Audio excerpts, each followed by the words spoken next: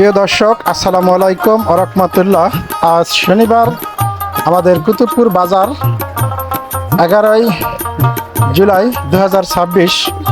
আজকে 8-10 দিন থেকে প্রচুর বৃষ্টি, আর সারা বাংলাদেশে বৃষ্টির কারণে বিভিন্ন এলাকা পানিতে তলিয়ে গেছে। আমাদের বরিশাল এখন ইনশাল্লাহ ভালো আছে।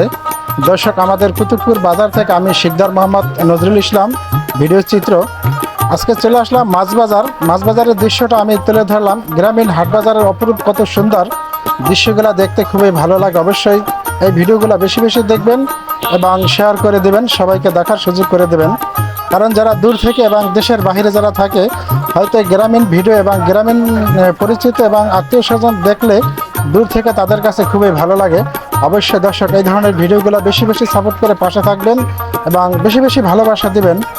দর্শক, আজকের ভিডিওতে আজকের যে মাছ বাজার থেকে আমি ভিডিও তৈরি করলাম, আজকে মাছের একটু দাম বেশি। পাঙ্গাস মাছ চলে যায় 250 টাকা কেজি, বাইলা চিংড়ি মাছ 700-800 টাকা কেজি, আরও আছে সিলভার কাপ 200 টাকা কেজি, আরও আছে যায় তেলাপিয়া 200 টাকা কেজি। প্রিয় দর্শক, এক নজরে দেখবেন আমাদের বাজারের সমস্ত ভিডিও। আমি এখন বাজারের মাছ পয়েন্টে চলে আসলাম। বাজারের মাছ পয়েন্ট আজকে প্রচুর বৃষ্টি হইতেছে, আর বৃষ্টির কারণে লোকজন সবার হাতে ছাতা, আর ছাতার কারণে মানুষের চেহারা দেখা যাচ্ছে না। দৃষ্টিনন্দন দৃশ্য অবশ্যই দেখতে খুবই ভালো লাগে। আমাদের বাজারের বৃষ্টির দিনে যে আবহাওয়া পরিবেশ কেমন লাগে অবশ্যই আপনারা দেখবেন। চলে আসলাম বাজারের পূব মাথার দৃশ্যটা আপনাদের সামনে তুলে ধরলাম। কেমন হলো অবশ্যই জানাবেন। আজকের মতো এই পর্যন্ত।